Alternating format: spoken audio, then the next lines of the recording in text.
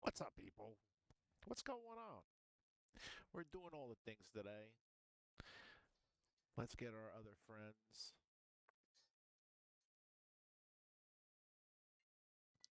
There we go. We're now twitching. What's up? All right, we're going to play a little Arc Raiders today. Yes, we are. Here we go. Bam.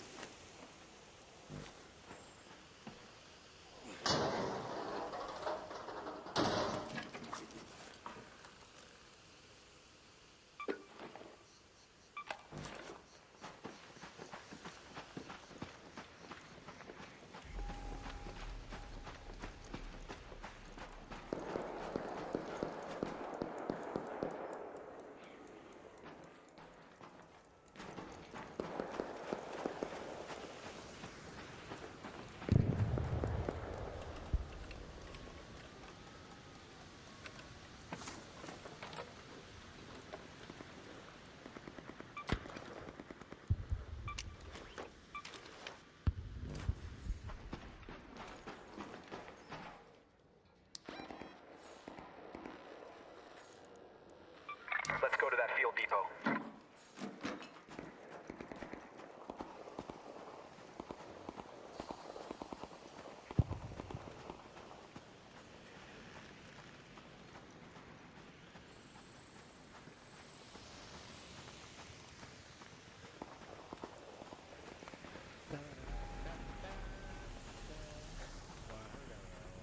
Let's go. Don't get tired. Catch your breath. Go.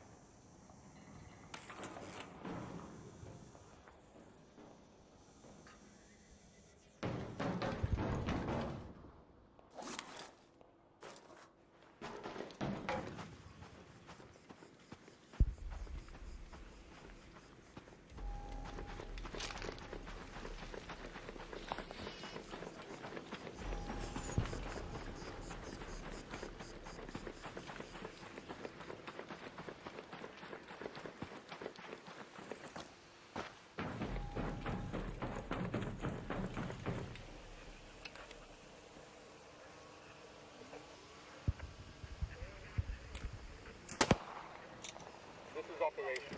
Affirmative on the supply drop radar. Got eyes on your flare. Everything looking good. Expect supply drop.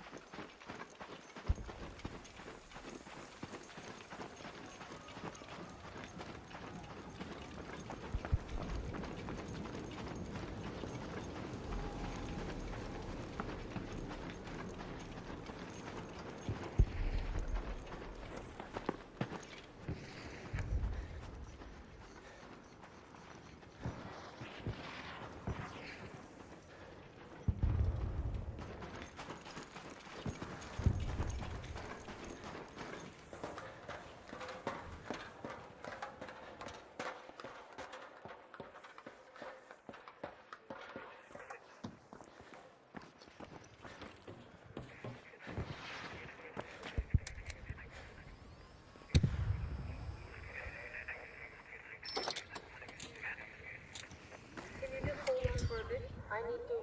Okay, there's the flare. Just hang back and you'll have the supply drop in no time. Toodaloo.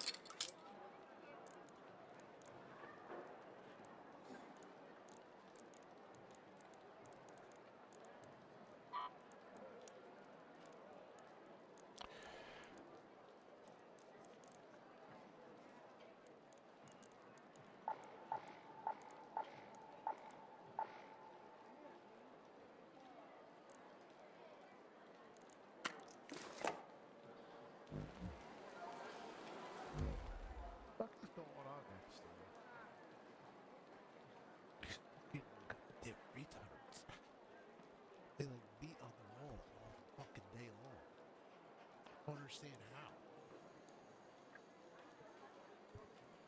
If anyone's seen a medical crew in Speranza, tell them Sector C5 has been waiting for hours.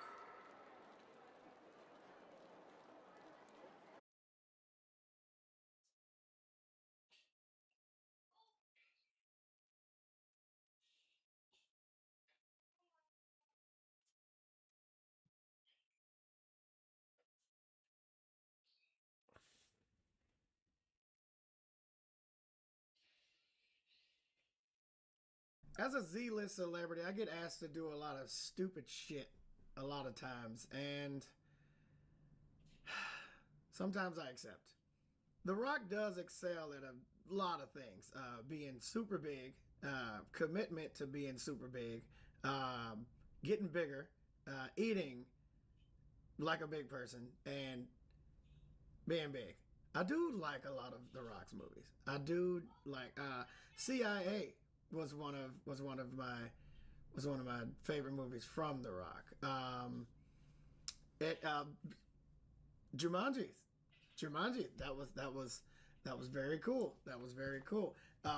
He's laid out a couple stinkers. Did that you He's make laid those out some noise? stinkers, but I look. I have faith Okay, in the all man. right, all right.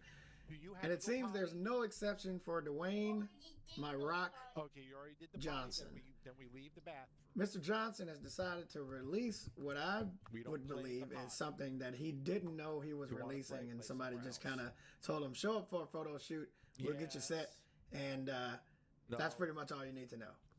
Ladies and gentlemen, Dwayne The Rock Johnson is coming out with a hair product. You heard it right. The bald guy is coming out with a hair product. It's called Papa Tui. Now, here's the thing. I actually you want, heard salami? it's not bad. It's You want a salami sandwich? it hasn't really been locked down on what kind of hair it's for. You like blown?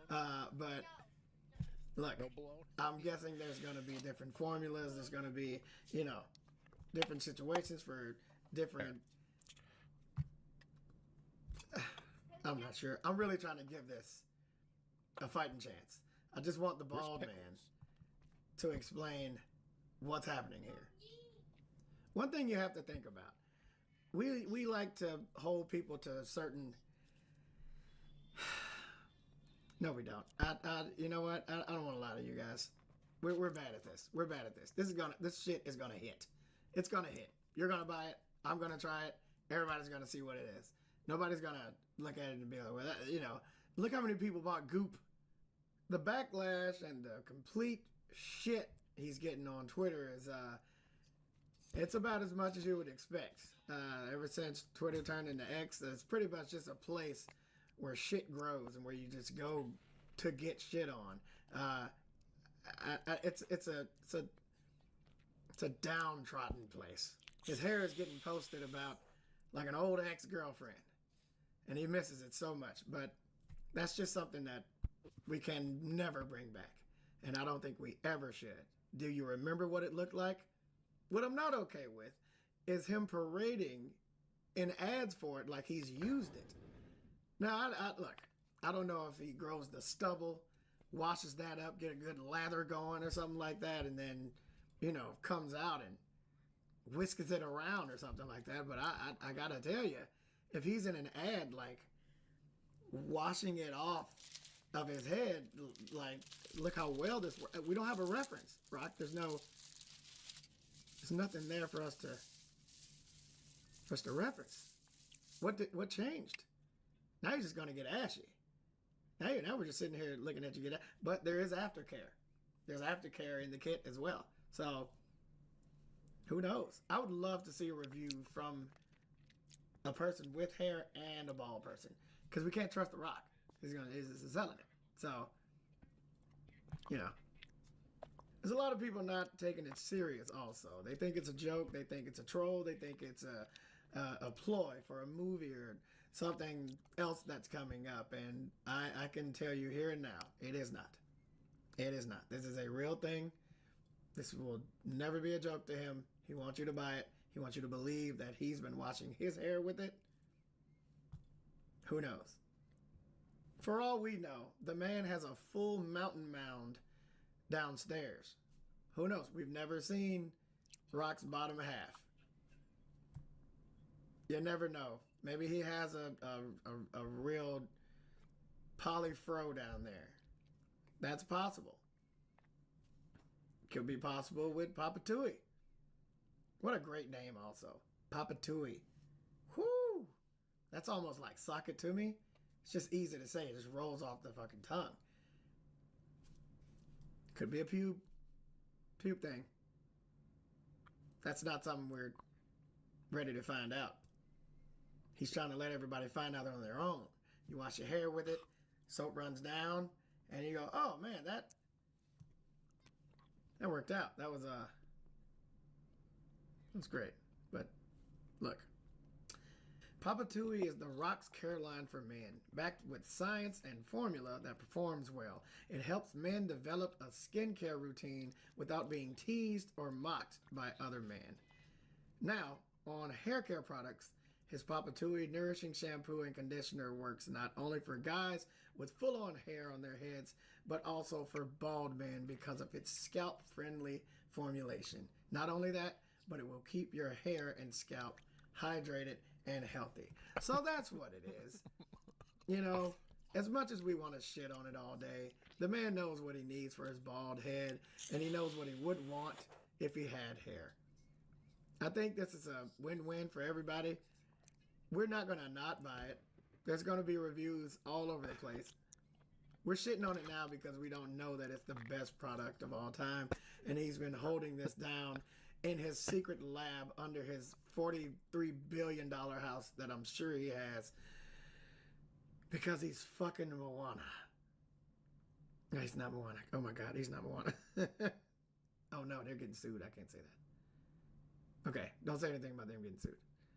He's not Moana though. He's Maui. Jesus Christ. I like how they're saying it's science backed. Like, all right, we can't check that. You know what I mean? I'm not smart enough to check that. That's not something I could go and you know, actually, I guess I can ask ChatGPT. Yeah.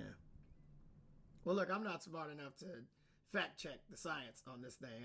I don't know what ingredients would make it safe or not, or for bald heads or for scalps and hair. And what am I going to do? What am I going to do? You want to check? Take the Papa Tui to a scientist and hey, can you tell me if this is good for hair or not? What does it say on the back? Yeah, this is good. That's fine. I'm not spending money on checking this. I'm sure there is going to be somebody that checks this that thoroughly because people just want to prove The Rock wrong. He's done great in his life. This may be one of those hiccups that he's going to have to get over, much like the DC movie to not be named. Let's keep that out of this. But I think this is going to be one of those hurdles, Rock. Good job. But good news is, man never skips leg day. So jump away, my friend. The Rock has a hair product. You guys, tell me what you think. Don't tell me. Don't tell me. I kind of already know what you think. Just want to talk about that a bit. That's about it. See ya.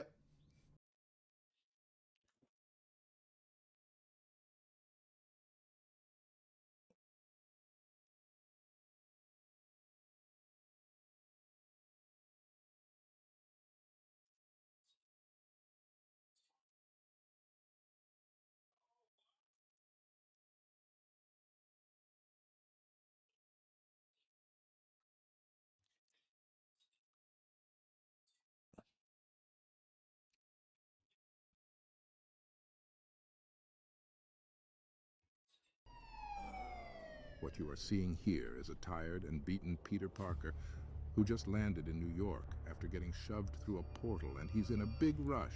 You see, this Peter Parker and his girlfriend MJ were stuck in an alternate Earth. In an Earth where a Mayan god of mischief called Wyeb was trying to kill them. But then they found technology that could transport them home. But during a crucial fight, MJ pushed Peter through a portal just before Wyeb could kill him, leaving MJ stranded because the teleport could only be used once. After going through the portal and teleporting back to New York, Spider-Man leaves a huge crater. The police are coming after him, superheroes too. Everybody wants answers from him, but Peter Parker has no time. You see, Peter finds out that every hour on this Earth might be days or even weeks in the alternate Earth where MJ is stranded, which means every minute might mean death for MJ. If time moves differently there, MJ could be. Oh no. You can't stop moving, Peter. T-Pain!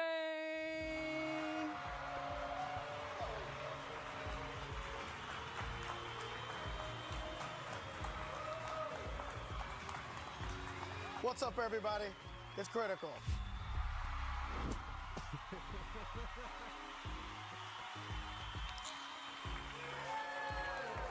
Woo!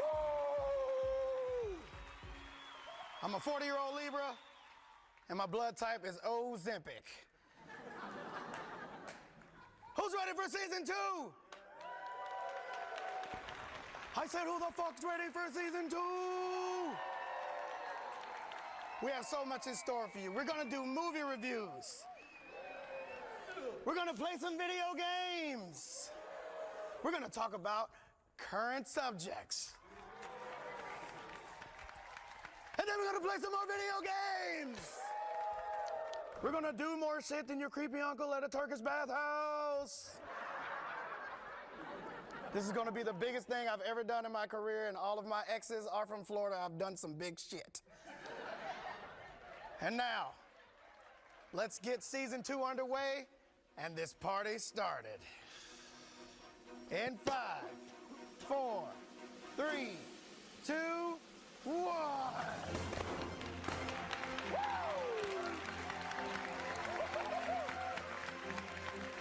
That's about it. T-Pain! They canceled it! Say what? They canceled it!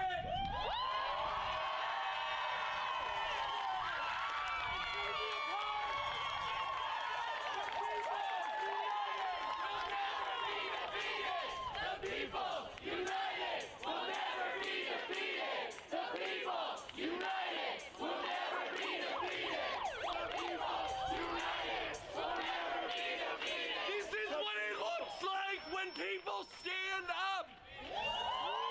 We are going to be fighting against data centers everywhere in New Jersey. Each and every one of you again. And we say a big fuck you to big tech. We say a big fuck you to private equity. And it's time to build communities, not data centers. We're here today because there's a proposed data center popping up here in New Brunswick. There are hundreds of concerned residents showing up. People are fired up. They do not want big tech in their community. They do not want these data centers popping up in black and brown majority neighborhoods. It is done like that for a reason. These billionaires and financiers at AMZAC Capital Management know exactly what they're doing because they are doing it everywhere.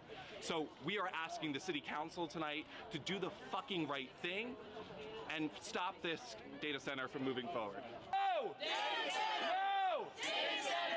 No! Energy rates have gone up by 20 to 30%.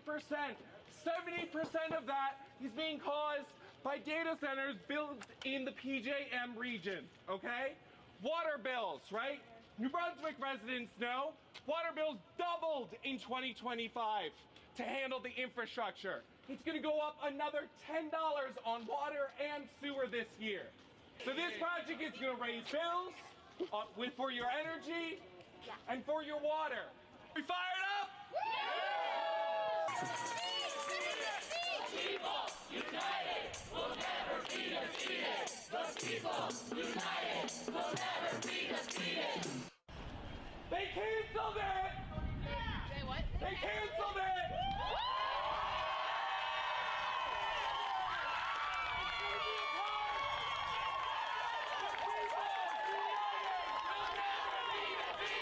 The people united will never be defeated. The people united will never be defeated. The people united will never be defeated. This is what it looks like when We are going to be fighting against data centers everywhere in New Jersey. I will see each and every one of you again. And we say a big fuck you to big tech. We say a big fuck you to private.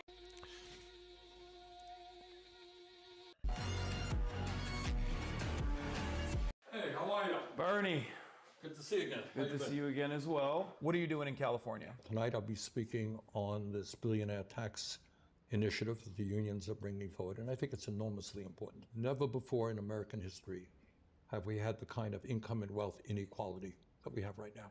Got to deal with that reality. You got one guy, Mr. Musk, owning more wealth than the bottom 53% of American households. Under Trump, these billionaires are becoming richer, and guess what? Many of them pay very little and sometimes nothing in taxes. You probably pay an effective tax rate that is higher based on your income. Oh, definitely. Than the billionaires do. So it's insane. So what this is about is saying to the billionaire class, you know what? Trump gave you and your friends $1 trillion in tax breaks. And at the same time, they cut healthcare by $1 trillion. 15 million Americans, including 3 million here in California, are going to lose their healthcare in order to give tax breaks to people who don't need it. That's why I'm here. Enough is enough. Yeah. Hey, how are you? Bernie, Good to see you again. good to see you again as well. Puffy is in jail because he sued Diageo Liquor Company, one of the most powerful liquor. So I want y'all to think of this, right? You can't sell a house that's fixed up to get the money out of it. Don't you ever give up. Don't you ever give up on you. Don't you ever give up on your dreams, because no matter what, if it is meant for you, it will not miss you. As we say in Jamaica, what is for you can't be unfor you. So you must believe in yourself. You must. What song you had that you knew is a hit? Why? Why is Jada Kiss as hard as it gets? Why is the industry designed to keep the artists in debt? Five. This Russian guy just walks over to me, looks me right in my eyes and say, I don't like black people. I looked him back in his eyes and said, why you don't like black people? He took a sip of his vodka, a tug of his cigar, and he turned his head and blew the smoke. He said, man, you guys are the most gifted athletically. You're physically strong, but you're mentally weak. He said, y'all still slaves. You're just mentally slaves. You're still filling up the prisons. You're still killing each other. They just don't have the chains on you. If it was us and they tried to enslave us, they would have to kill all of us, because dying is better than being a slave. And I grabbed him in his, I don't know, $30,000 suit, and I told him that's exactly how I feel. And I have a tough time showing my kinsmen, other black people, exactly what the you're talking about. But I'm not that guy. And I let his shirt go. He looked at me and he said, you're the first I ever met. And he shook my hand. And I actually respect him for coming to me so boldly and so strongly, telling me exactly what he thinks. It's right. Chevy don't like it if somebody else gets a laugh.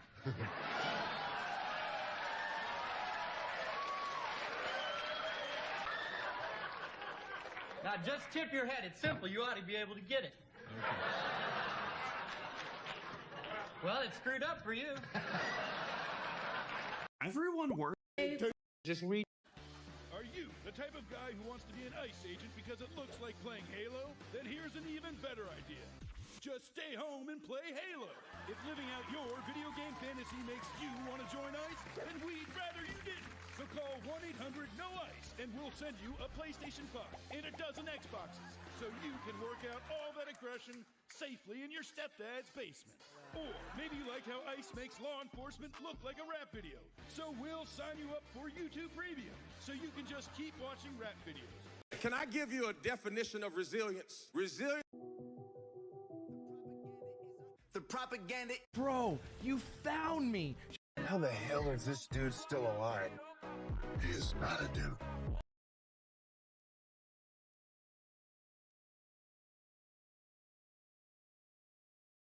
New boss at CBS, Barry Weiss, has been having a very rough time, and I've been having a very fun time cataloging it along the way.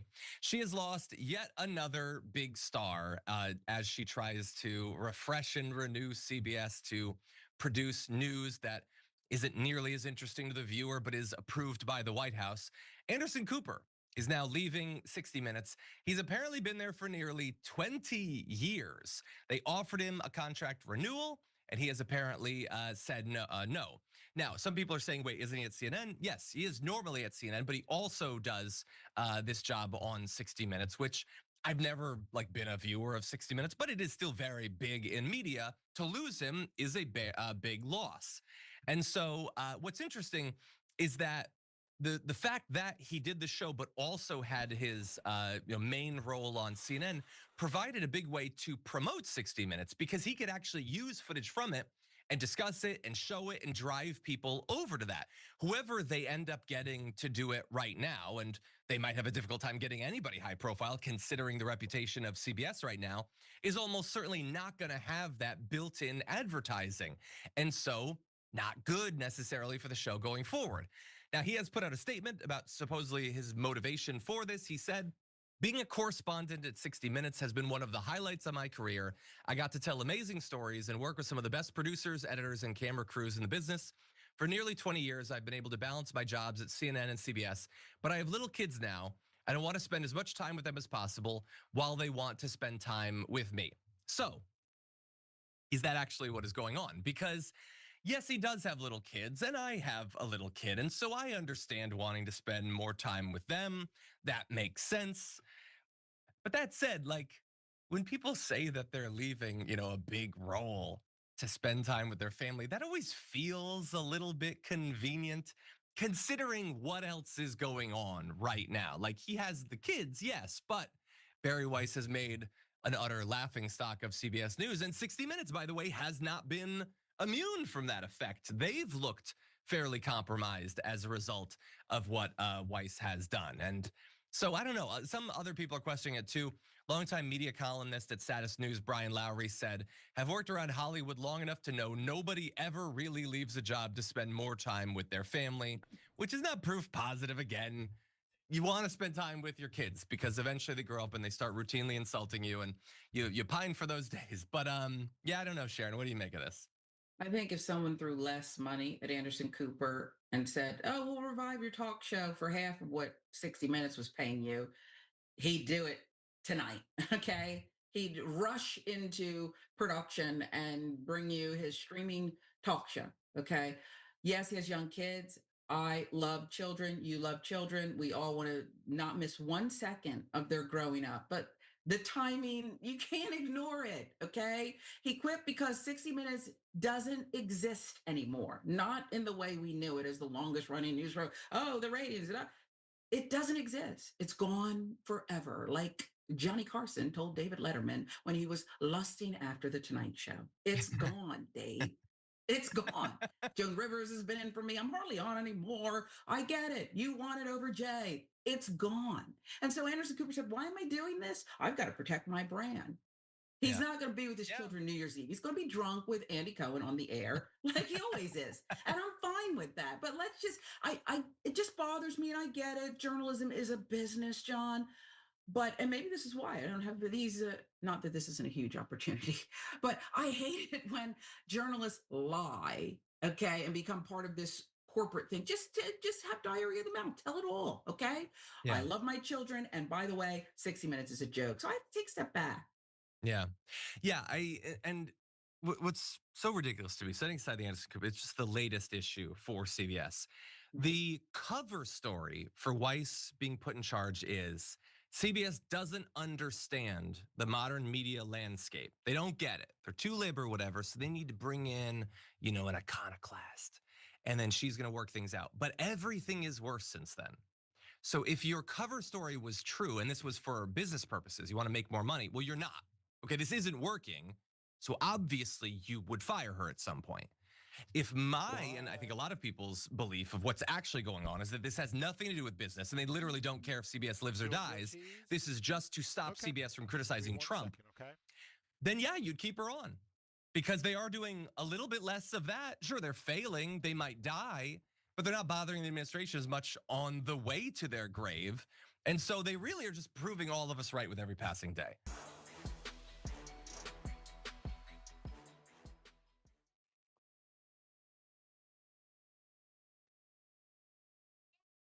What? I am. Just give me a couple more pumps.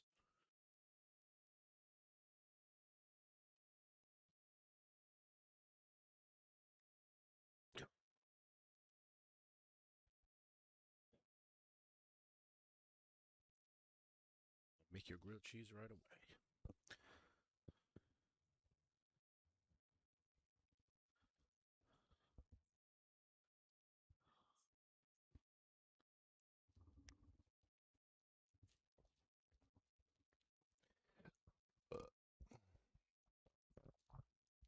Meta CEO Mark Zuckerberg is in a Los Angeles courtroom right now defending his social media company against allegations that it's designed its apps to be addictive and harmful to children. Zuckerberg is taking the stand as part of a landmark trial against Meta and YouTube.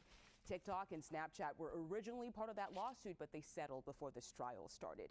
Now, the outcome of the trial could shape how thousands of similar cases play out.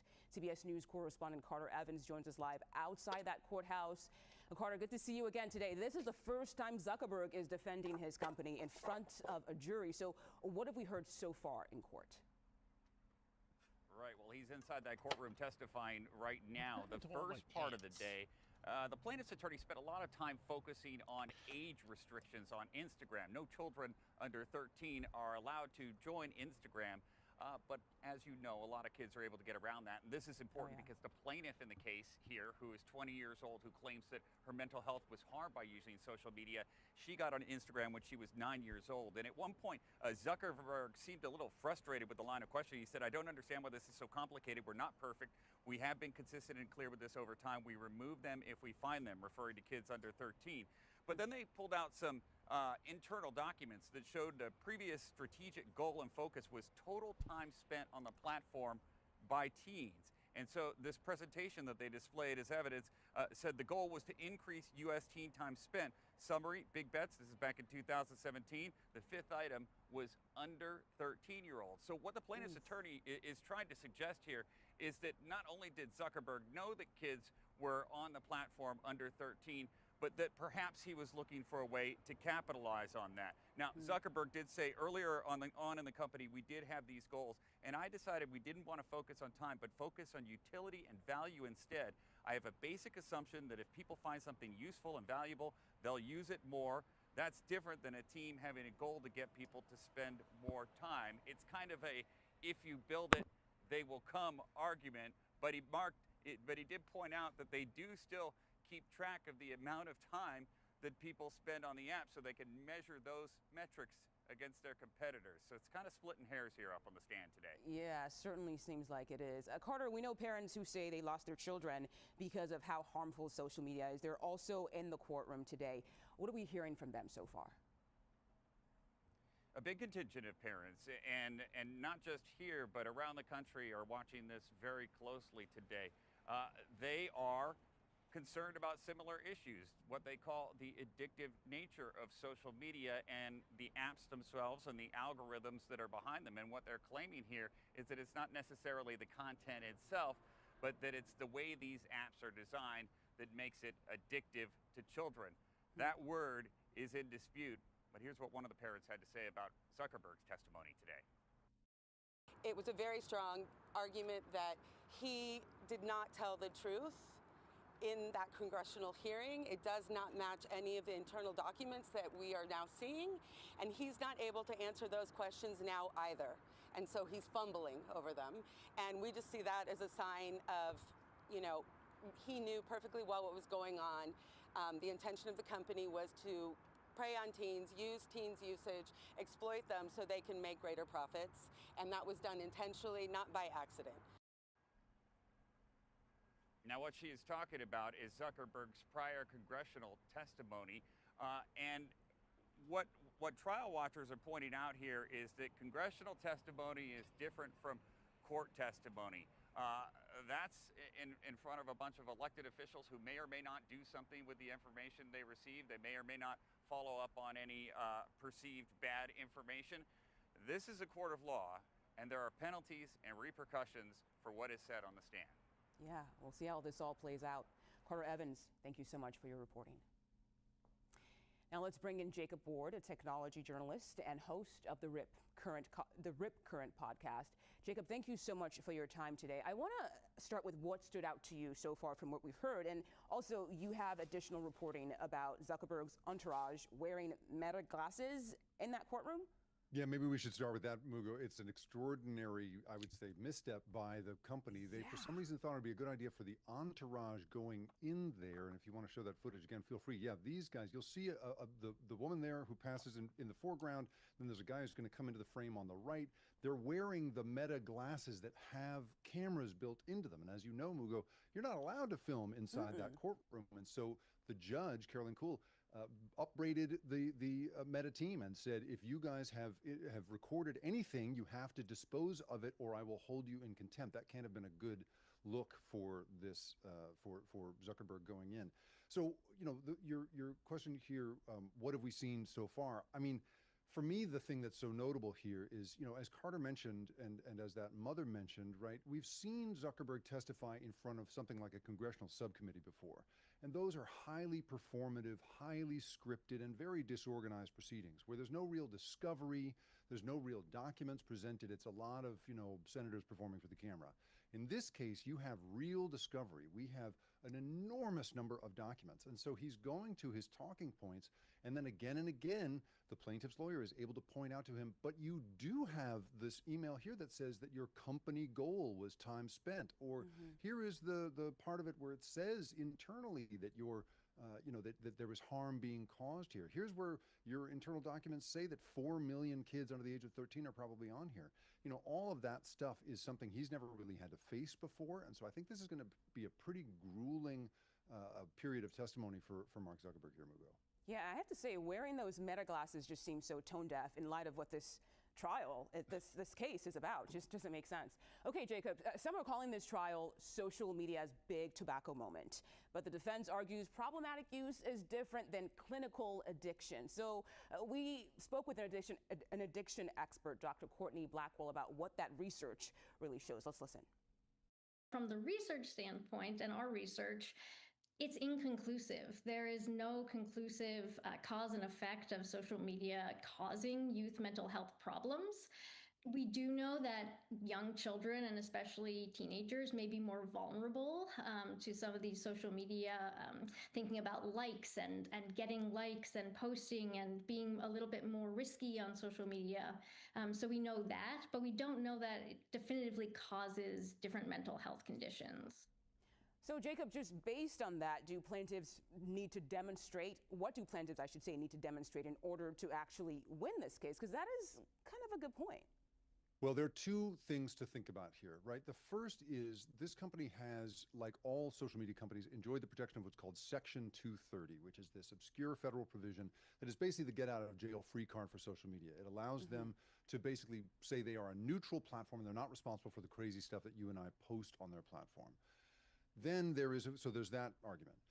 Then the other argument is there an actual causal connection between the use of social media and the mental health crisis grabbing kids right now? Well, as your expert there points out, it has not been proven in any kind of conclusive way in a scientific sense. But what we are going to see in this courtroom, and what we have already seen, is that internal research at the company described the harms that could be done here, including, you know, the harm of young girls using a filter that imitates plastic surgery and shows you what you would look like if you'd had plastic surgery.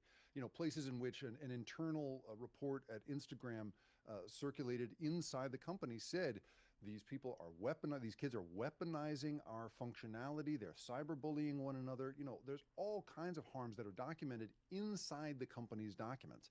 And that is, of course, why this is called the big tobacco moment, is because it's those documents and the possibility that they might prove that this company knew in advance that there were harms and went ahead and shipped this stuff anyway. That's the thing that the plaintiff is going to be driving at, and that's why this could cost this company billions of dollars and rewrite the rules for social media for all time ago.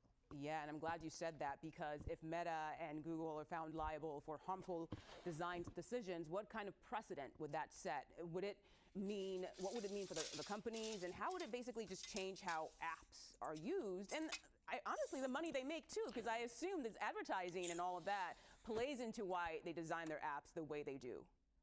The essence of the case here and the reason that Meta is taking it so seriously is that it is truly an existential threat. They have actually said this in the past in filings of other lawsuits in which Section 230 was brought up, where they basically say it can be an existential risk to the company if Section 230 protections don't apply. And in this case, we know that Judge Kuhl has said you, the jury, are allowed to consider design liability. That's a whole new thing. So not only is this an abstract precedent that we're setting here, Mugo, it is in fact a very real precedent being set, because this case is what's called a bellwether. It is actually a consolidation of precedent for what are supposed to be about 1,600 other cases. This is hundreds of families, hundreds of school districts. This is districts, attorneys general from different states. There is a long line, a fire hose of lawsuits coming at this company. And so how this one goes will determine whether those can go forward and what kind of damages they might be able to claim if they win. And so this absolutely is, there's the monetary threat here, but it is then the supposition that this could actually prove that design is the problem, that you're not allowed to just claim Section 230 protections, but your design could get you into trouble. That is a total game changer for this industry, Mugo.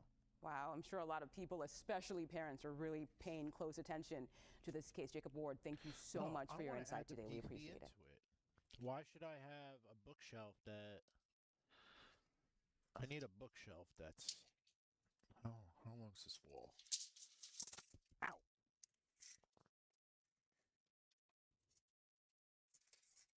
God damn.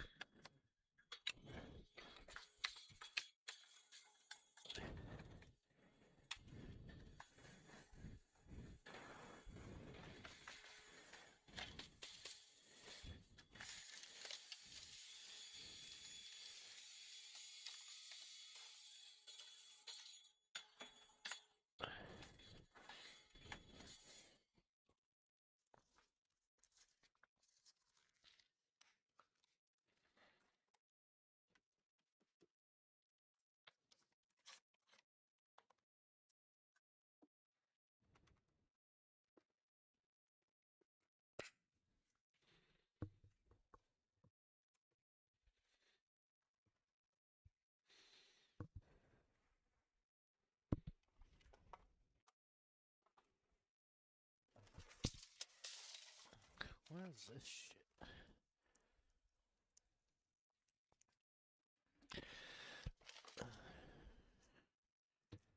Here's my bonsai starter kit.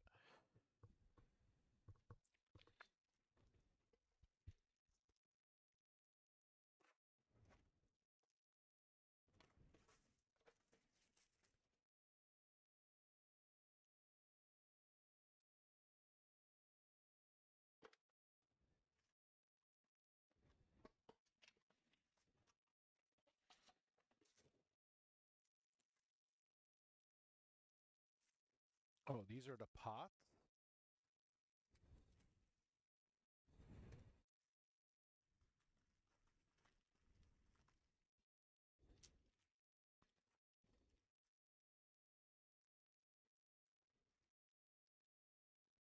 Fuck. Okay, there's the disc. You got seeds.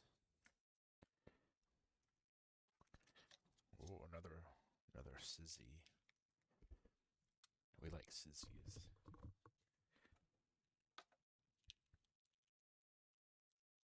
I think the wood thing's probably across the whole.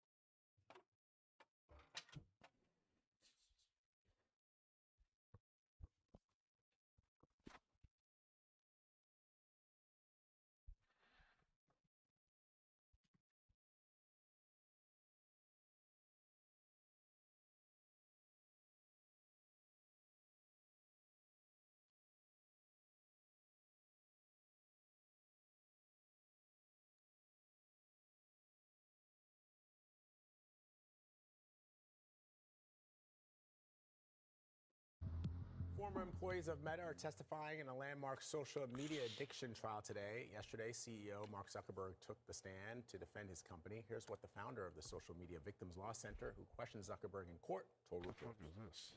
What we heard today was what they taught me in law school was the term pettifoggery, which is how do you wordsmith things around to change reality?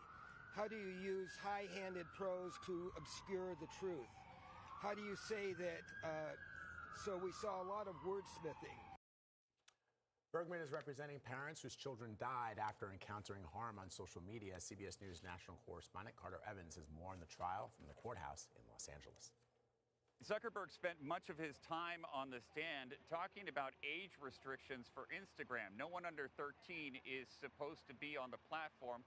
although we know a lot of kids certainly get around that. And they say whenever they find someone under 13, a profile under 13, they remove it. This is important because the plaintiff in the case says that she started using Instagram when she was 9 years old. She is 20 now, and she says that early use of social media caused her harm to her mental health.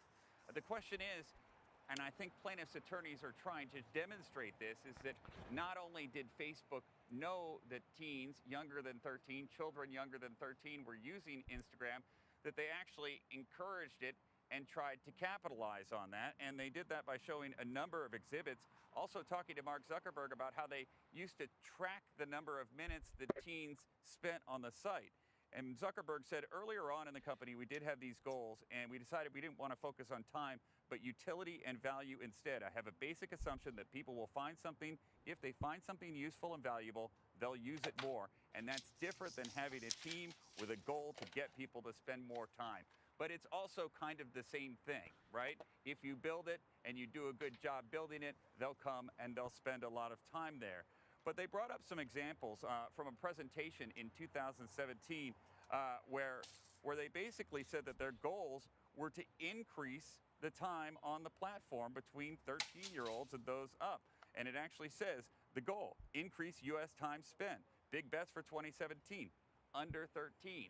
So again, trying to show that Facebook was aware that people under 13 were using the platform and that they tried to take advantage of that. Back to you.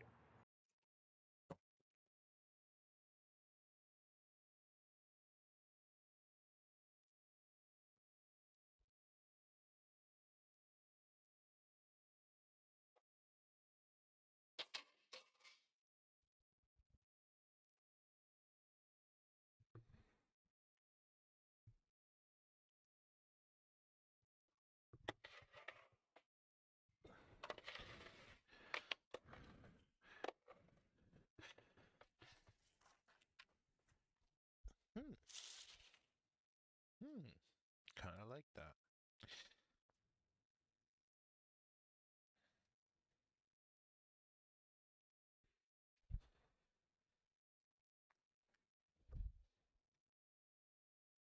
Discord wants your government ID, and it wants it just in time for a rumored IPO, just in time to increase shareholder value by having additional marketable information attached to your chat app profile that you may be using through an exe that's installed on your Windows desktop computer that is at some level capable of monitoring the processes that are running on said computer. Discord says it wants to launch a teens by default mode for Discord, the chat application. The press release stated, quote, Discord users can choose to use facial age estimation or submit a form of identification to its vendor partners with more options coming in the future, end quote. So good, more options. Maybe they'll add fingerprinting next, or rectum scanning. Wait, no, that's retina scanning. Retina. It says retina. Although, I do now have a new idea for a new technology I can sell to the corporate ass kissers. So, the language is pretty clear. You either scan your face, or you upload an ID. And if you don't want to do one of those, then get fucked, basically. And that is the way the internet's going in general. Discord is just the newest part of that. And unfortunately, it is one that has come in and displaced forums in a way where it was already troublesome. You can't find information you used to be able to just search the internet for. It's become a mainstay for a lot of people, and now it's come time for Discord to cash in on the power it's collected. It's trying to tie identities to accounts so that it has verified users, which is useful for a lot of things, but in particular acquisitions, selling, and marketable data. And no matter what Discord says they will or won't do with your data today, the minute they sell it to a company like Microsoft, which has been rumored in the past, is when none of that matters anymore, because we all know that companies like Microsoft really wouldn't mind spending a couple million in a settlement now to make several billion in profits later. The good news is that Discord would never publish anything saying that it has identified exposing approximately 70,000 users' information containing government ID photos. Quote, we have identified approximately 70,000 users that may have had government ID photos exposed, which our vendor used to review age-related appeals, end quote. Okay, that's different. Especially in light of the recent data breach, this is Discord's most aggressive identity-related play yet. The discourse around Discord hasn't been positive. And it's worse for Discord that they pissed off the gaming community. Quote, rest in piss, Discord. It was good while it lasted, but it's finally time for Discord to die, end quote. And quote, yeah, that'll be a no from me, dog, end quote. There's one more disturbing link in all of this, and it's this guy, Peter Thiel, who's a living embodiment of weird links, including what we think is a strong one to this guy, Jeffrey Epstein, mostly due to financial agreements. Thiel also has deep links within the US government, as we've discussed. As Thiel relates to Discord, it's a four-step process. The age assurance note from Discord on its official announcement states, quote, important, if you're located in the UK, you may be part of an experiment where your information will be processed by an age assurance vendor, Persona. The information you submit will be temporarily stored for up to 7 days, then deleted. For ID document verification, all details are blurred except your photo and date of birth, so only what's truly needed for age verification is used, end quote. Wow, thanks Discord, that is important. Thanks, Steve. Discord doesn't define what the experiment is, just that they're doing one. Persona might sound familiar to those who've watched our other videos in the series. The company is an identity verification tool producer that is used not only by Reddit, but which also received $200 million from the Founders Fund and appears to be in use by Discord now. The Founders Fund is a venture capital group that Peter Thiel runs. Peter Thiel is also a co-founder in the global surveillance apparatus Palantir. Wikipedia states, quote, an investment firm co-founded by Thiel accepted $40 million from Epstein, and the pair corresponded for at least 5 years before Epstein's death, end quote. On Persona, Byline Times reports, quote, Persona has faced lawsuits in the U.S. alleging that it retained the biometric data of food delivery drivers and that it used users' selfies to train AI models. This, breaking the quote here, is creepy as fuck. So you upload your information to allegedly validate yourself, and then it trains models on your face. Now, to continue this, Byline Times report also reads, quote, these are claims that Persona denies. Its privacy policy promises to delete face scans after 7 days, but vaguely allows data use for service improvement and, since 2025, requires users to waive their right to join class action lawsuits, end quote. So, in just a few short steps, Discord is connected to Epstein-associated and seemingly sugar baby Peter Thiel, the co-founder of PayPal and mentor to Sam Altman of ChatGPT. Tell me about your just communication lessons that you've learned from Peter Thiel. He comes up with these like very evocative, very short statements that really stick in your brain. And I don't know how to do that. I don't really know anybody else who does that. The basic idea was that we could never win an election on getting certain things because we were in such a small minority. But maybe you could actually unilaterally change the world without having to constantly convince people and beg people and plead with people who are never going to agree with you through a technological means. And this is where I think technology is this incredible alternative to politics. Here's what happened. Before that, this video is brought to you by APNX and the V2 case, which uses a skeletal-like structure and tempered glass for a showcase PC. Although the front, side, and top are tempered glass, the APNX V2 uses a perforated right side panel with fan mounts basically everywhere that's not a motherboard. The rear of the case also features large holes with optional additional fan mounts for a potential exhaust path.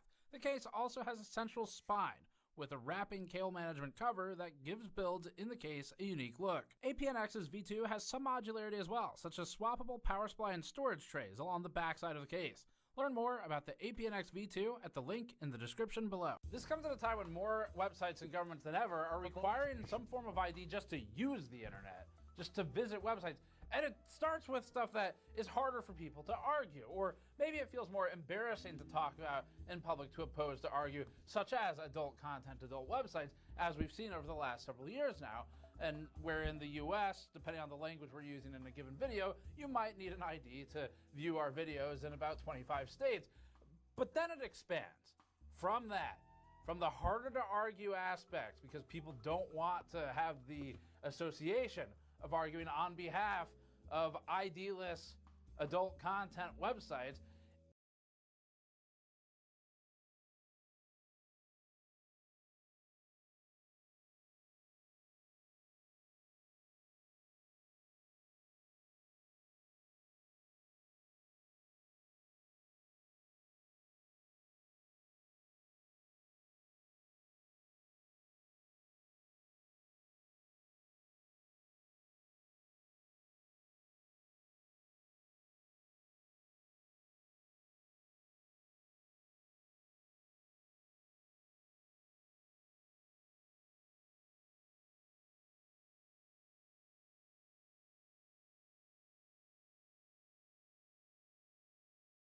Today we are in Akihabara because I need two things. One, a GPU and a graphics card to replace the one we sent back to Linus. If you missed that main video, link to the top of the description. But we also need a computer case because we need to take everything from that whole project and put it into the case to make an actual working computer out of it. And then we're gonna give it to May. So, we came to the electric town of Tokyo, Akihabara. Akihabara is in the center of Tokyo, known famously for maid cafes, anime, and manga, but something many don't actually know is that it's famous as the electric town. You can get any kind of electrical component here, no matter what it is. The first shop I want to visit is this one, which is called Tsukumo. This particular store is awesome because each floor is kind of dedicated to like a different section. So you can start here and get like your motherboard, CPU, and then you want to go to this floor to maybe get your case and other things like that. So we're going to go in here first. Now, this is not used hardware though. This is all brand new, but let's see what we can find.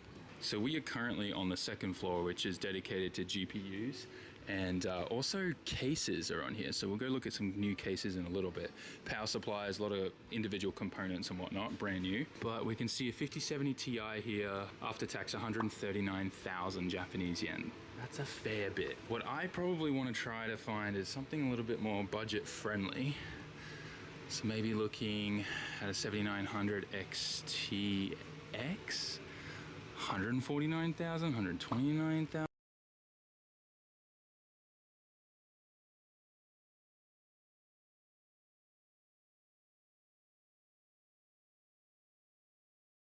Find is something a little bit more budget.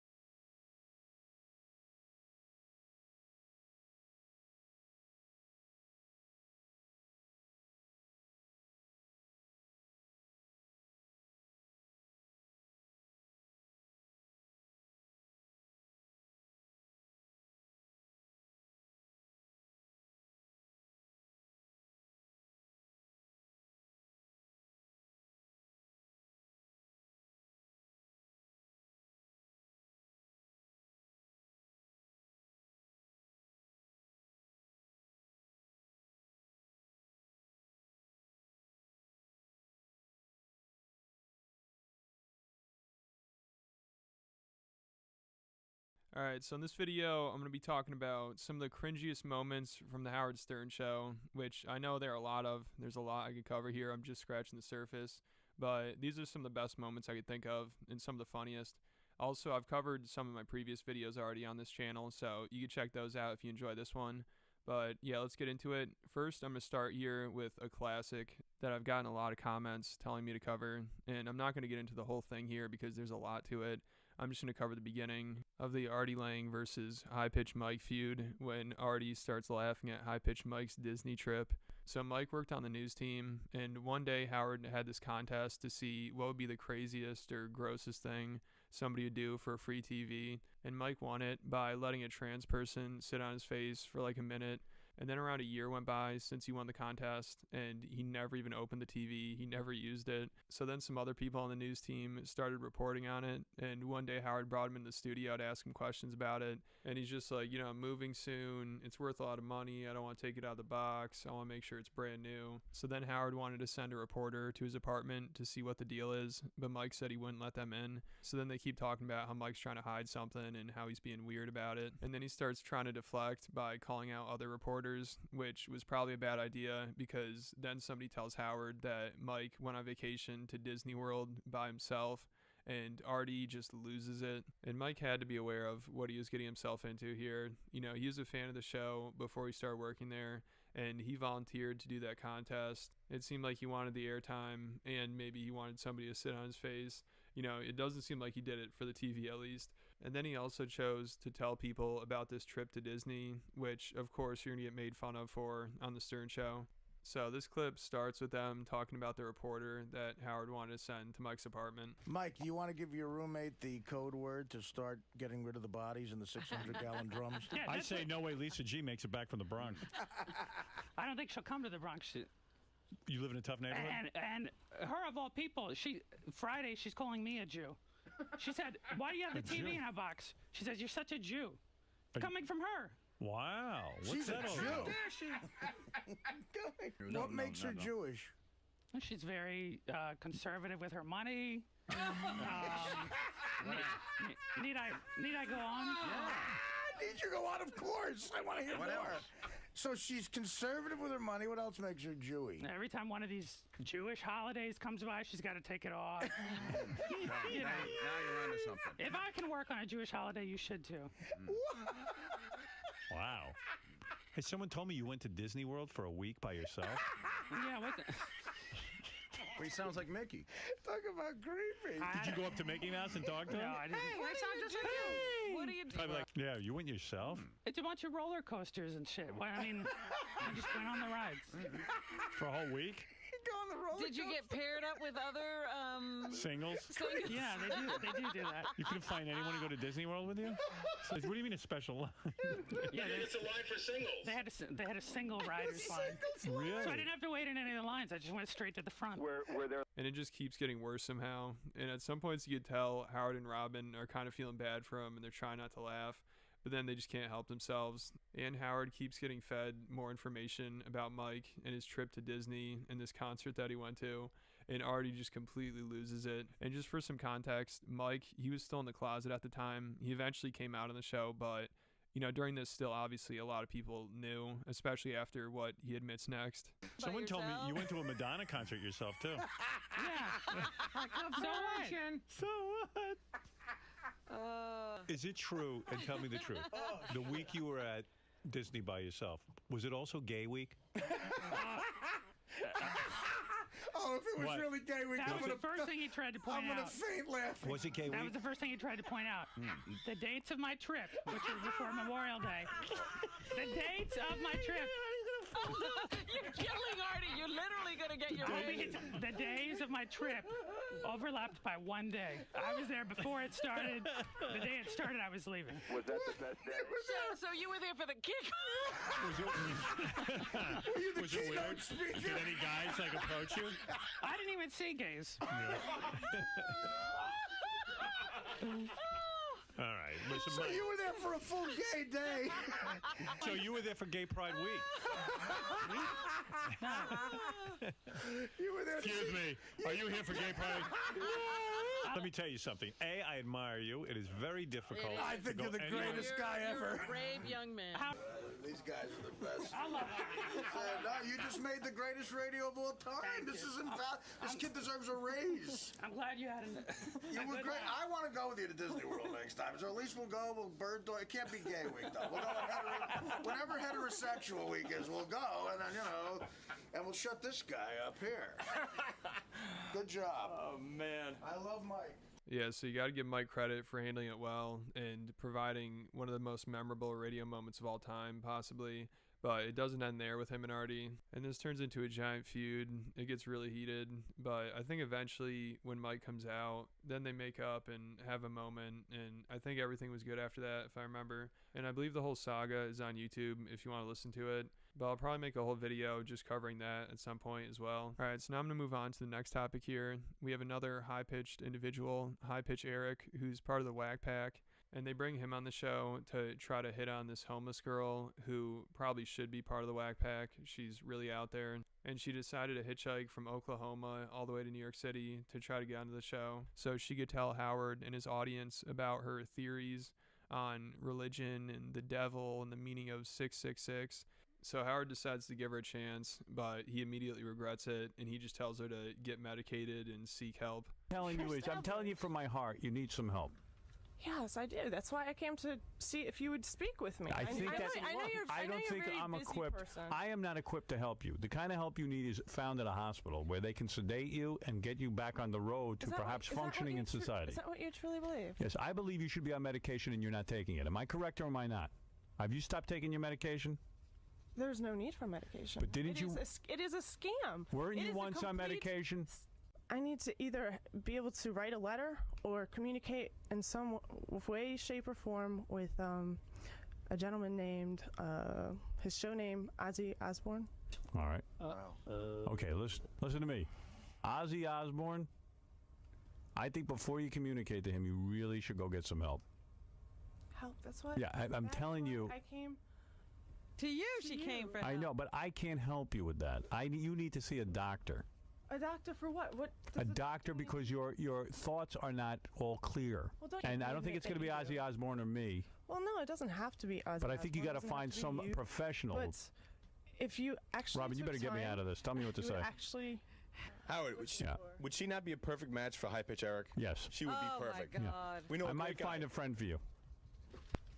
I might have a friend for you, High Pitch Eric. Okay. Would you want me to introduce you to him? Oh my God. All right. I would like to answer any questions. I don't have a question for. All right, thanks anyway. I got to go do the news. Okay. Nice meeting you. Well, there she goes. Her name is Sunny. Bye, Sunny. You get your. Go ahead. Question. Oh God. I gotta go. What? Actually, my name isn't Sunny. All right, but that's okay. Whatever your name is, let's keep it off the air. Whatever your real name is. I don't want to get too involved. Well, actually, okay. I said 666. Okay, and there's a terminology used in Revelations. You need. Yeah, so Howard thought she was crazy and was trying to get her out of the studio. But that was a good idea from Casey, having her interact with High Pitch, because this turns out to be hilarious. They bring him in the next day to try to hit on her, and she doesn't even want to open her eyes when he walks in, and she tries to be polite about it and turn him down right away. But Eric is persistent, and he has no shame. Like, seriously, I don't think it's possible for him to feel embarrassment. And he just can't stop staring at her with his mouth hanging open. And obviously she just wants nothing to do with him, but she's there because she wants to talk to Howard and his audience about her ideas and theories and everything. What are you doing tonight? You want to go to the bar and drink and go to the beach? Actually, I have to go to sleep and wake up tomorrow. Oy vey, you shot down on? Why? Why do you have to go to sleep? I thought you were looking for. I have to intervene. I thought you were looking for a friend, Sonny. The guy's a friend. He's talking. Why do you have to go to sleep? You don't have to go to sleep. Sleep? You got nowhere to sleep. Yeah, I do. You get under the stars. You're in love with her? Yeah. I knew it. I knew this was a perfect love connection. Well, Eric would fall in love with a stump. You really are beautiful. Tell her you'd like to rub up against her. Can I rub up against you? Can I French kiss you? Oh, God. Would you guys like to hang out together? That's Tara. Actually, I don't think that I mean, to be completely honest, I really don't think that I have anything in common with him. Yeah. If she wants to make a move on me, then let it be. Well, I'll tell you right now, there won't be any moves on you. So. You never know. I might fall and need some assistance. Well, why don't what if we fall in love with each other? Love. What is love? You know what love means. Let me French kiss you. Can I French kiss you, please? No. Why? Because. Tell her what she wants to hear. Right. Tell her you love mental patients. Tell her you love blondes. You love watching people on the street as they walk by. People watching. You love rock and roll. You love walks in the park. Like to sleep under trees. Right. New York's a great city. Go sit down and think of something yourself. Because I love eating Snicker bars. Right. He likes to eat crates of Snicker bars. Like you should take her. Tell her how you love to go on the internet and eat while you're on the internet. Yeah. When I go on the internet, I eat Taco Bell. Let's go to the library and hang out. Well, that's when I'm done here. That's what I'm gonna run and do. That's what I. So I'll run with you. Yeah. Get about a half a block. You'll have a heart attack. I'll run with you to the library. Sonny, you don't like Eric? It's not that I don't like him. It's just they're like, okay. How do you describe the value of people? I'm not saying you're valueless yes, at all. Because if you were valueless, I wouldn't even talk to you, and I would like. Yeah. So unfortunately, there's no love connection for High Pitch. But she does tell him if he ever runs into her on the street, he can at least say hi. So that's something. All right, so now to the next topic here. There's another contest they're doing one time, and this guy won $1,000, but then I guess he wasn't happy with that. So at the end, he pretended to fall and get hurt and basically refused to get up. And Howard was getting really pissed about it. And I couldn't find the video of him falling, but everybody could tell it's fake. Like, he didn't even sell it very well. And it was also weird because he kept making jokes about it at the same time. So I think he might have been doing this more just for the attention than the money, because also he already won $1,000. And then once he refused to get up, Howard said, all right, we're not giving it to you. But I think he believed this was going to be funny or something, but nobody was having it. And Howard was losing his patience because also his wife was in the studio as well, or she was supposed to be on for the next segment, but he didn't want to bring her in with this guy on the floor. So, we're off the air. You really think I slipped on purpose? I was watching you the whole time. You gonna get up? I'm gonna get off. Now, help me. Let's go. You don't need any help to get up. Let's go. Oh, I'm injured. I really can't even move. Come on. Come on. No, stop, Ronnie. Is that a cookie? Leave him alone. I'm not faking it. You really think I'm faking it? Get up. Look, my friend. We're going to give you $1,000. You want? And now, come on, get up. Robert, you used to be a nurse, right? Come on, get You used to be a nurse, right? Get up. You used to be a nurse. Stop fooling around. I'm not really lying. I slipped over this fire. And yeah, you took really a hard fall. Do you want the 1,000 or not? Of course I want. All right, so you get up and stop the the bullshit. moronic. You know, we've been pretty good guys to you. You don't have to fuck. Go out in front of the Tony Dancer show and do this. You'll make a fortune. Come on. I watched it. It was lame. It was bad. It was poorly executed. You got to get better on it. How is it that everybody makes Do money you at want the dollars on $1,000 my or job? not? We got to move along. I can't stay here? No. Just meditate? No. Dude, Come on. stop the stupidity, dude. Just Dude, we have a show to do. All right, I'll crawl out. All right. Go ahead. Go ahead. Ronnie, can you help me out? No. Just get Nobody's fucking, helping, man. man. We're freaked out by you, and it's like you're doing a lame thing, and I'm telling you. That's ridiculous. Get the fuck up! I'm not shitting you, man. You want no $1,000? Call a lawyer. We're sort of in a weird situation right now. We got a guy in the studio who won't leave. Dude, whatever you want to do. You want to lay on the floor, lay on the floor. What? What did you say? No, I want to hear what he said. What did you say about Tony Danza? What about him? You hate Tony Danza? You're injured on the floor and you're worried about Tony Danza. Oh, no. I mean, If you're going to pretend to be injured, at least, you know, writhe in pain. injured, yeah. Don't, I mean, you've cracked about 1 million jokes here while you're laying on the floor. I'm not. I'm just talking very senselessly. Okay. Well, I told you, don't bother with this guy. all right. Oh, I see. You're in a coma. We gave you $1,000. Doing this on purpose. Yeah, I do think you're doing it on purpose. Scooting around on the floor. He's a worm. You were scooting around on the floor. You're cracking jokes about Satellite, cracking jokes about Tony Danza. I'm doing this on purpose. Yeah. Now the voices. I'm not doing this on purpose.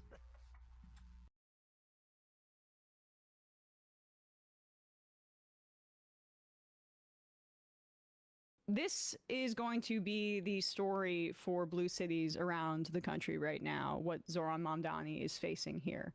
Because the federal government, led by Donald Trump, is waging all-out war on cities that are led by Democrats, particularly if you're a person of color. What cities aren't? Right. I mean, but and in blue states, he's got it. The way he's terrorized LA, the way he's terrorized Chicago. The only thing, even though we're seeing increased ICE activity in New York City, it seems like the only thing that is keeping him from doing the same to his hometown is, one, his affection for it, two, his affection for Zoran Mamdani, but particularly, as Politico reported, Zoran apparently kind of appealed to Trump in that meeting a few months ago by talking about his desire to like reform zoning, which is apparently something that Trump had been railing about for years prior to his political career as well. So someone on Zoran's team did great research, and that was out which keys to jingle. Exactly.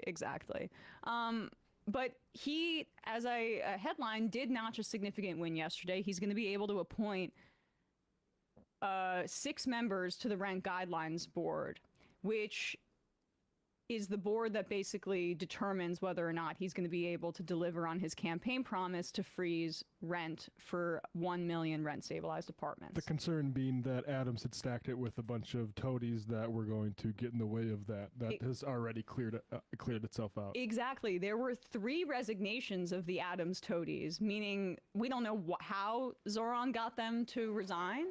But probably leveraging his enormous popularity and some other arm twisting behind the scenes.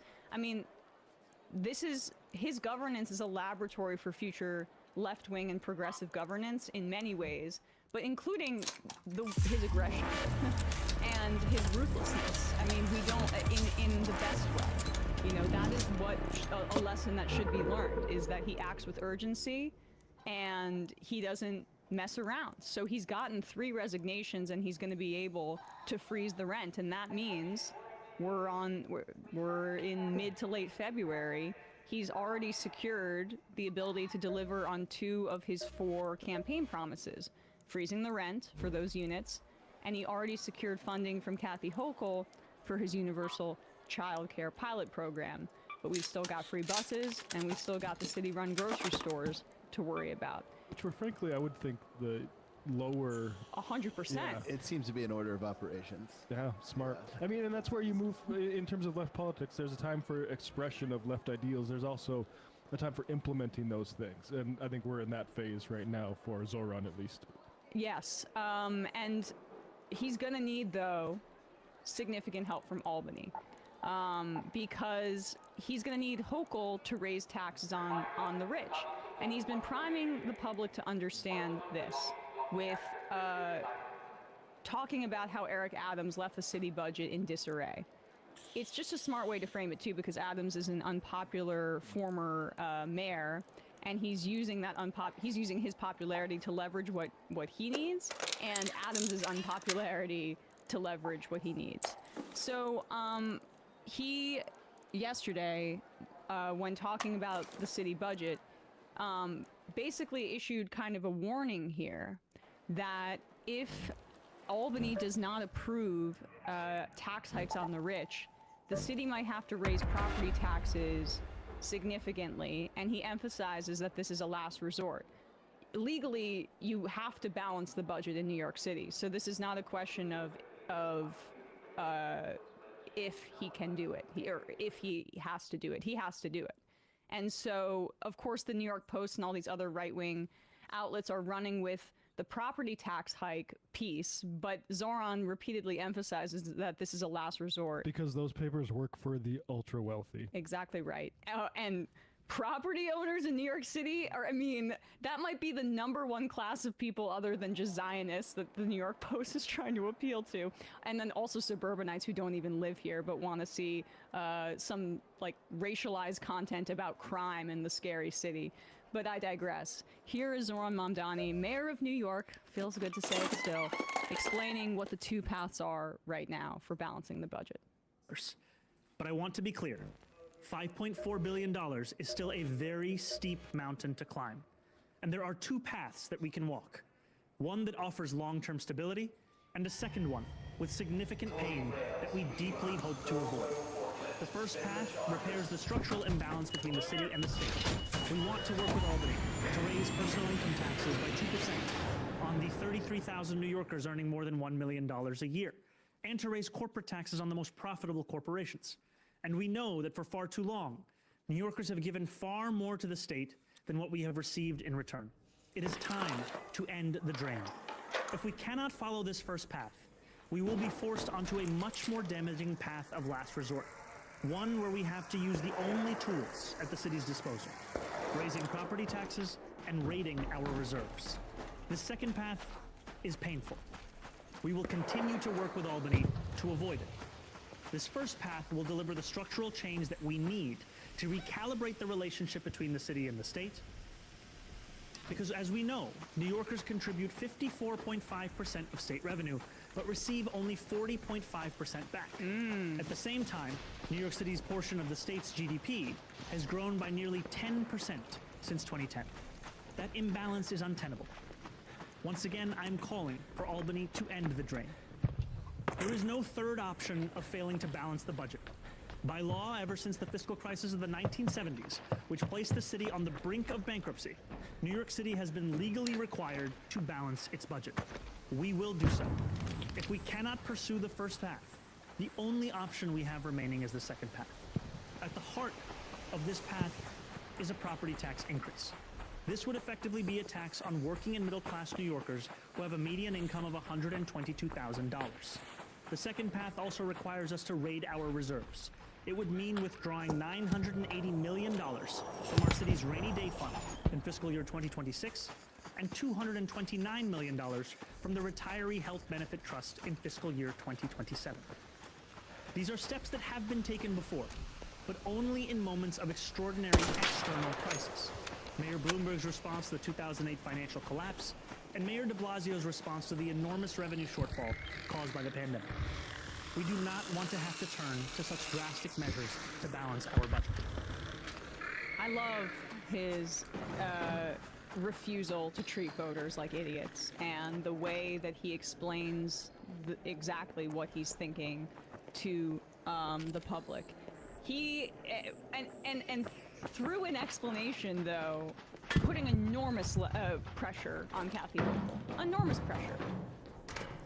One, pointing out that the dynamic in New York in terms of taxation and what New York City provides for the state versus what it receives, that dynamic is quite similar to what we see on the federal level, with blue states like California and New York contributing a disproportionate amount to the funds that are at the federal government's disposal, and providing and subsidizing for more rural states in that regard.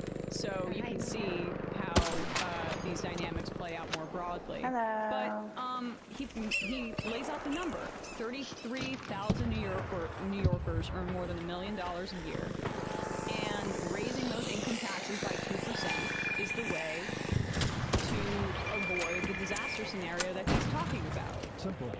Two birds with one stone, as far as I'm concerned. But as he mentions, property taxes are the only thing that he has control over. The income tax piece is what Kathy Hochul needs to agree to. Apparently the last time that the city raised property taxes, which is amazing, was in 2003 under Bloomberg, because 9/11 led to a recession in the city. But that's the last time that property taxes have been increased in New York City. And you know, I mean, it's as he mentions, it would really impact all New Yorkers more broadly. So of course that's not the path that we should be going down. But just, I don't know, something to note there. And this is a Democrat Party problem, and they need to be able to handle this sort of thing. And you don't have Republicans to point the finger to. This is the state Senate. The Democrats have as big a majority as they've had in decades. Basically, these past few years, it's 41 to 22 in the state Senate. Assembly is 103 to 47. Figure it out. Right. Any Democrats, and the problem is there's a lot of Democrats who are basically bought by the rich. And so, and which is to say, like the ultra rich, not even like the property owning class. It's the extremely wealthy, like the big billionaires who are making the giant towers and parking their investments in there so they can sell them later. That needs to be addressed.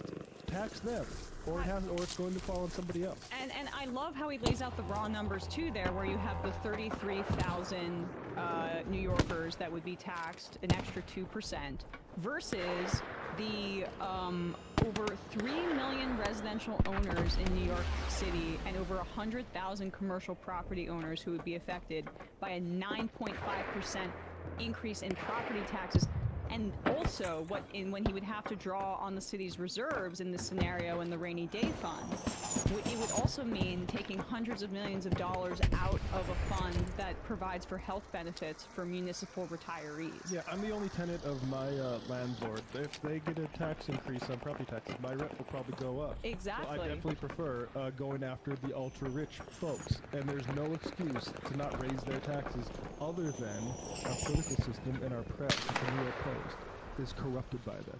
And I hope that there's a plan outside of just the public pressure campaign here, and I'd imagine there is. I have no reason to doubt Zoran Mamdani's strategy at this point, given the success he's had so far. But I am a little bit surprised that he endorsed Hochul so early on when she still has not agreed to raise taxes on the rich. Perhaps they have some sort of handshake understanding that she has to put up some sort of fight, but given the severity of what he lays out there, it doesn't seem like there's been an agreement. What perhaps preceded this endorsement was Hochul saying that she was going to agree to give a $1.5 billion to give $1.5 billion to the city over the next 2 fiscal years, which did address the budget gap projections. It drew it down from $7 billion to $5.4 billion. But without that tax increase that Mamdani is talking about, the doomsday scenario is what is being laid out. And we all, you know, this is. The right-wing media is just clipping that part where he talks about the property tax increase and not all of the other context about it. And just everybody should be aware of the dirty tactics that are going to be used to try to slay this, because the successes so far have been so undeniable that this is where they have to go. Yeah. Watch out, my man. The opposite should be, yeah, he needs to do more snow removal, but also we can't do anything to raise tax. What's the alternative? But besides these two things, it's massively slashing the government budget, austerity, which is an absolute no-go.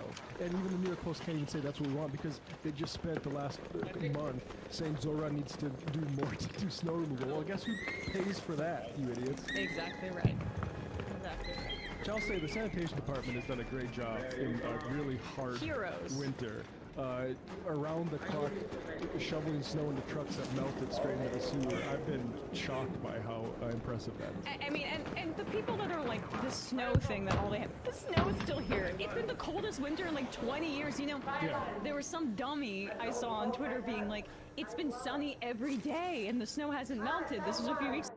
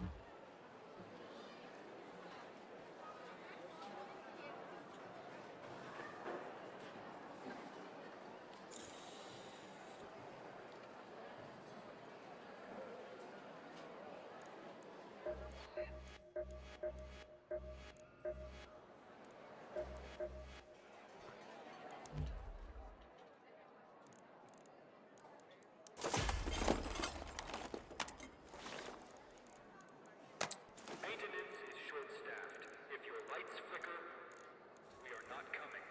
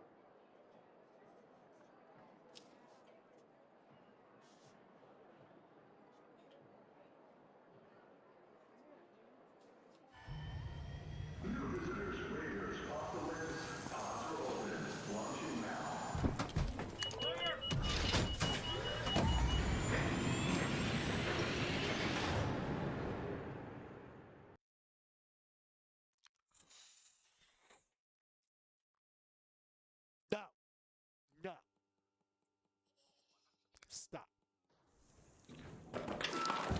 Done. Stop. Drink it. Done.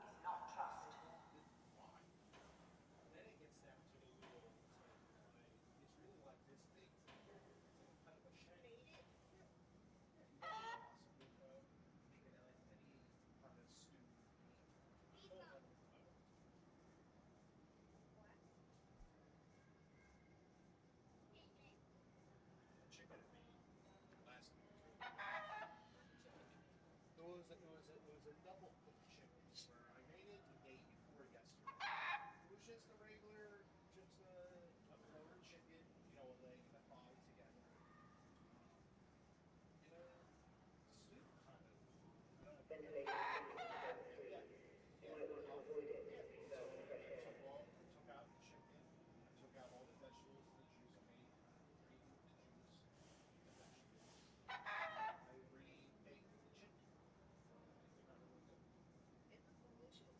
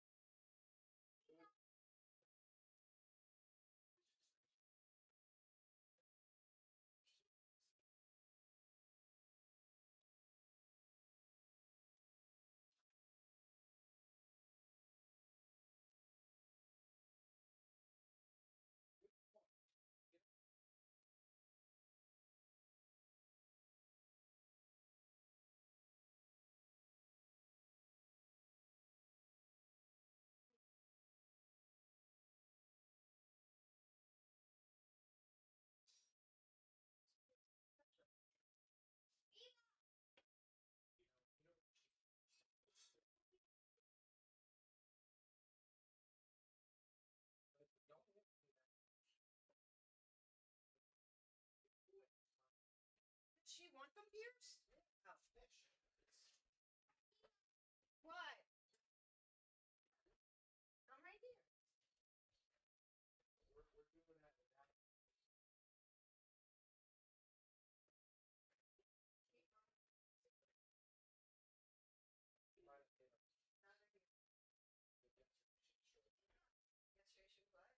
She destroyed them. But you leave them all over the table, like.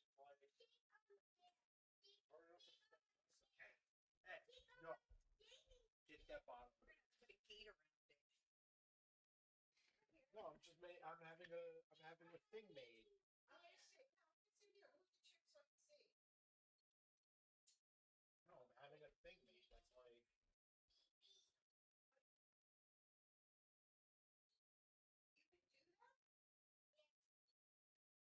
Regular piece of it, so I'm like, oh wait, What color? having somebody make a square